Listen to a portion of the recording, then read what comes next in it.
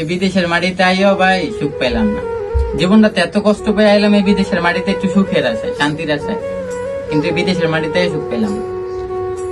এত বিশ্বাস কইরা দালাল রাইছি, মিষ্টি মধুর কথা কইয়া বাড়ি থেকে আনছে, ভালো কাম দিব, কোম্পানির বিষয়ে কাজ দিব কই আনছে, 6 লক্ষ টাকা নিছে, নিয়ে আইনা কোনো কাজ মাঝে দিল না। 2-2.5 মাস হয়ে যেতেছে গেস্ট হাউসে পড়ছি, কোনো কাজই দিল না, মানে কোনো কাজই নিয়ে দিল না। আমার ভিসা নাই, আইডি কার্ড নাই, কোনো কিছু নেই, কাজে কই যাবো ভাই, কোনো পথ নেই। এখন আমার একটাই কথা রইল কি ভাই, দেখ দালাল তুই আনস, লোক আনস, ঠিক আছে আনস, ভালো কথা, তুই লোকে করে কাজ দিতে বিদেশ আনবি, আর নাইলে আনার দরকার কি?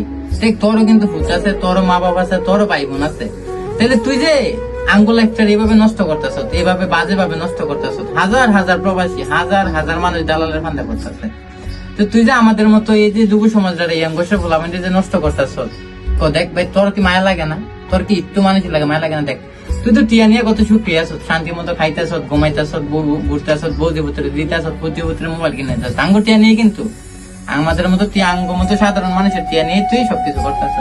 অথচ দেখ তোর আঙ্গুল লাগে একটা পরিমাণ মায়া লাগে না, বিন্দু পরিমাণ তোর মায়া লাগে না। আমরা খাইছি কিংবা না খাইছি তোর দেওয়ার কোনো বিষয় না, তুই আঙ্গরের রুমে ফালায় রাখছো, ঠিক আছে? দেখ ভাই একটা কথাই কই, তোমারও কই, দেশের বাইরে থেকে সবারই কইতেছি কথাটা, বিদেশ আইবা না যে এমন কোন কথা নাই, কিন্তু আইবা। দালালের ফান্দে ভরবা না, মিষ্টি মিষ্টি কথার মধু সুরে ভরবা না ভাই।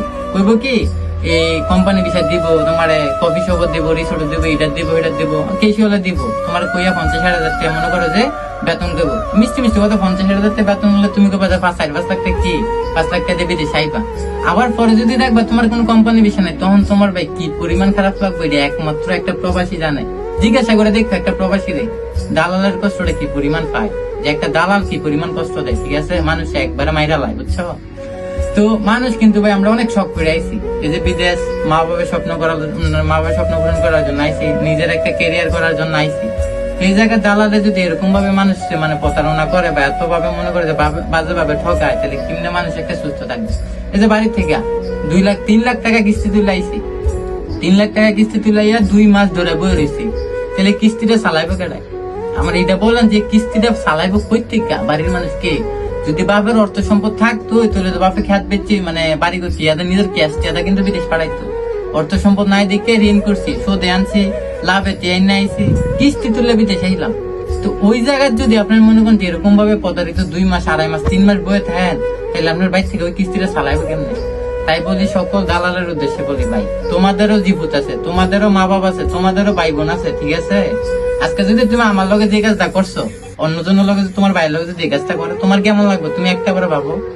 আজকে আমার লগে যে কাজটা করছো, তোমার ভূতের লগে যদি সেম কাজটা করে, তাহলে তোমার কেমন লাগবে? তুমি একটাবার ভাবো, জিনিসটা একটাবার অনুভব করো যে কি পরিমাণ খারাপ লাগবে। ঠিক আছে ভাই, আনো টিয়া খাইছো, খাও, কিন্তু ভাই মানুষ এরকম ভাবে মাইরো না যে মানুষটার লাইফটা নষ্ট হয়ে যায়, এরকম ভাবে মাইরো না যে মানুষের লাইফটা নষ্ট হয়ে যায়। তোমারে বিশ্বাস করছে, তোমারে বিশ্বাস করে তোমারে টিয়া দিছে, ওই জায়গায় তুমি বিশ্বাসের মূল্যটা রাখো ভাই। লাগলে 10 টাকার জায়গায় 5 টাকা খাইও, তারপরে মানুষের লগে সৎ কথা কইয়া সৎ ভাবে লোকটারে বাইরে আইন না। যদি আনতে পারে আনবা, না আনতে পারলে ভাই নাই, কথা বুঝছো না?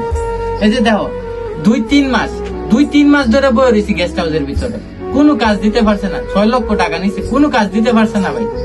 তাহলে তুমি আমার বিদেশ আনলা গেলে, আইন আমার এই কষ্টটা দিতেছো গেলে, এই মরণ তোদের মধ্যে কেড়ে ফালায় রাখছো তুমি আমার থেকে 6 লক্ষ টাকা নিচ্ছ, কোম্পানি বিষয় করে কাজ দিবা, কিন্তু তুমি আমার এই 2-2.5 মাস ধরে গেস্ট হাউসের ভিতরে বয়ে রাখছো, কোনো কাম দিতে পারতেছো না, ঠিক আছে? তাহলে ভাই তোমার একটা কথাই বলি, যুব সমাজটারে ইয়াং বসে ফলামেন্টে নষ্ট করো না। এই যে হাজার হাজার লক্ষ লক্ষ প্রবাসী এরকম দালালের ফান্দে পড়তেছে, দালালের টাকা নিয়ে হাজাই নিয়ে ছেড়ে দিতেছে, অথচ লোকটা কি করতেছে না করতেছে কোনো কিছু ভাবছে না, কোনো কিছু দেখেও না, তারা ভাবেও না। একটা কথা কই, একটা নতুন লোক যখন বাইরে আয় না, তখন কিন্তু কোনো কিছু বেশি না।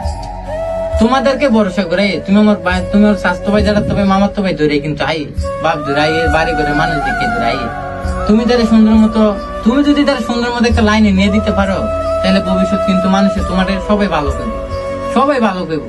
কিন্তু তুমি যদি ওই মানুষটার আইনে যদি এমন ভাবে তুচ্ছ ভাবে ফালায় রাখো, দিনের পর দিন ফালায় রাখতেছ, কাম দিতেছো না, কোনো কিছু করতেছো না, তাহলে তোমার কি ভালো লাগবে ভাই?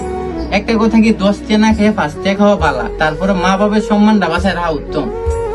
এখন মা বাবার তোমার লাগে তোমার মা বাপ গালি খাইবো? তোমার মা বাপ কি তোমার এমন সন্তান জন্ম দিছে যে আমার পুতের লাগে আমি গালি খাবো?